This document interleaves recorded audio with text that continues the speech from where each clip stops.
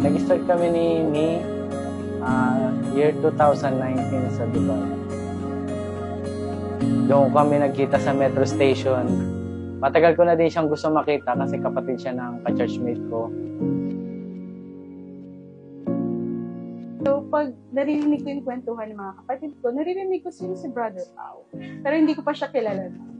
Then one day, sa metro station ng Dubai, parang nagkasabay. So, hi, hello, goodbye lang. And then, wala na mong sama.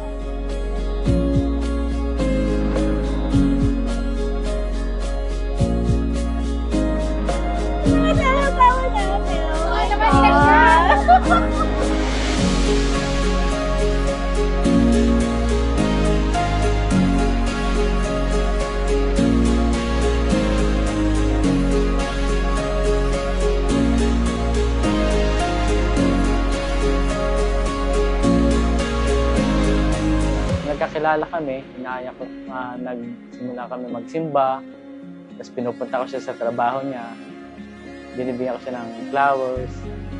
Hanggang sa dumating na nag-London na siya, nagkahiwalay kami, nandun pa rin yung namin, yung pag-uusap sa chat, sa messenger.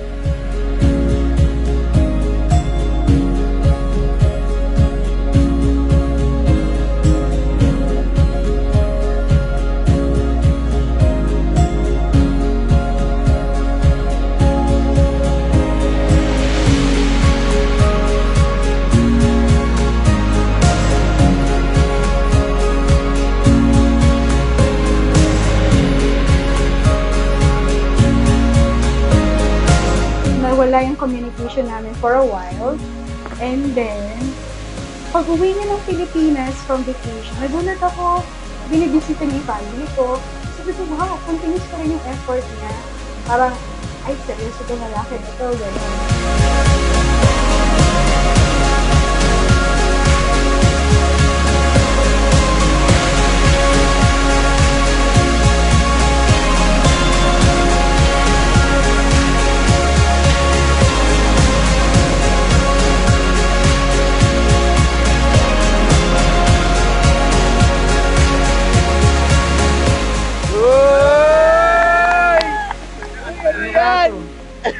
Ni, ilang oras pa lang tayong di magkasama, pero namimiss na kita. Sana every time na tinitingnan mo yung watch na yan, ako'y maaalala mo. Ako'y magiging isang orasan, laging pakanan at hindi makakaliwa. Ang isa sa mga characteristic kasi ni Pao is napaka-religious.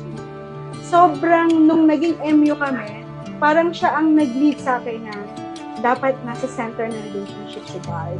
Which is, nandun lahat ang quality sa kanya na hinahanap ko pagdating sa ganon. Kaya isa sa mga hinahanap ko sa isang guy, yung maka-Diyos. Which is ganon siya.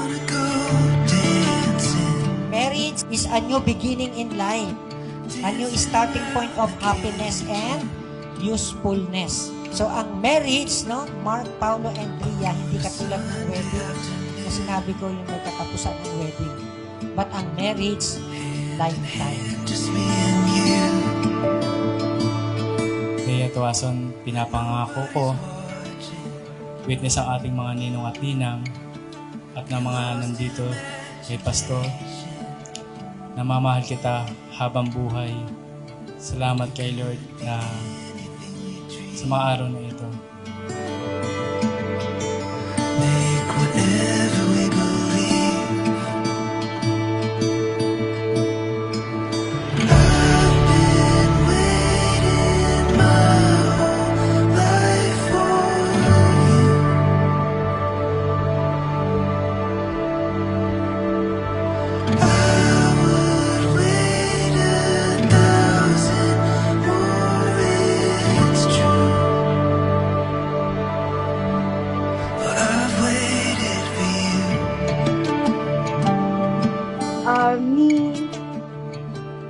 Isa ka sa mga napakalaking blessing sa akin, Paz. Parang it took time na ma-realize ko to. Pero isa ka sa mga tinitreasure ko na blessing ni